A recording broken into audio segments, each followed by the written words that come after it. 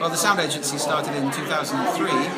My previous career was in marketing, publishing customer magazines for big brands around the world, and I sold that in 2001.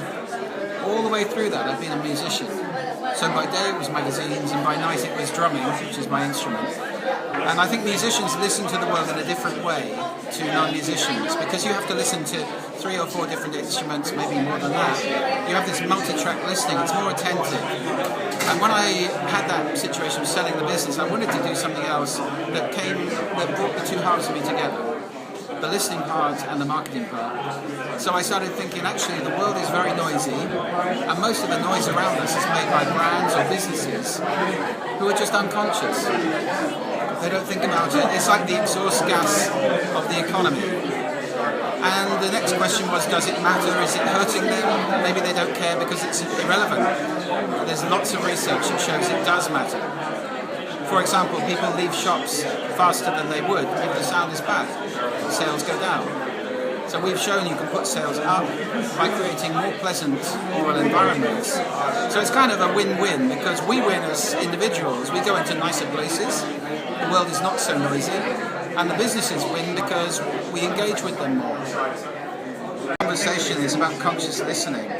So with brands, we say to them, listen to your customers in every possible way, and listen to the sound you're making, become conscious about that. For individuals, I do trainings myself. I've got trainings on udemy.com. I do individual trainings, with small groups in the UK, teaching people how to listen consciously. And that's what the TED Talks have really been focused on. It's about conscious relationship with sound. So I've got a talk on powerful speaking. I've got a talk on designing with our ears and for our ears, so spaces are less noisy than the one we're in right now. I've got a talk on conscious listening. Those are all free and they're up on the TED website.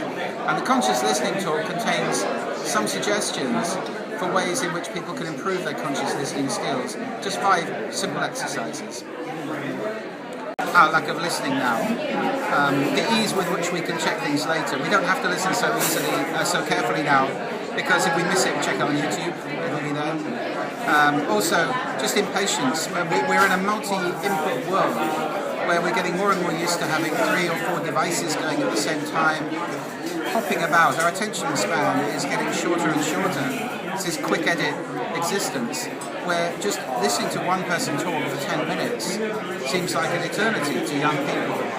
They'd rather send a quick text and get a quick text back and then move on to the next thing. So I think a lot of it is about the speed, the pace of life. Technology has got a role to play. Headphones, apart from anything else, people walk around with headphones on, then you're not listening to anybody else, you're only listening to the music. So I think we've got to be very careful. There's a great TED Talk by Sherry Turkle, who wrote a book called Alone Together. And her thesis is that technology is not bringing us together, it's driving us apart.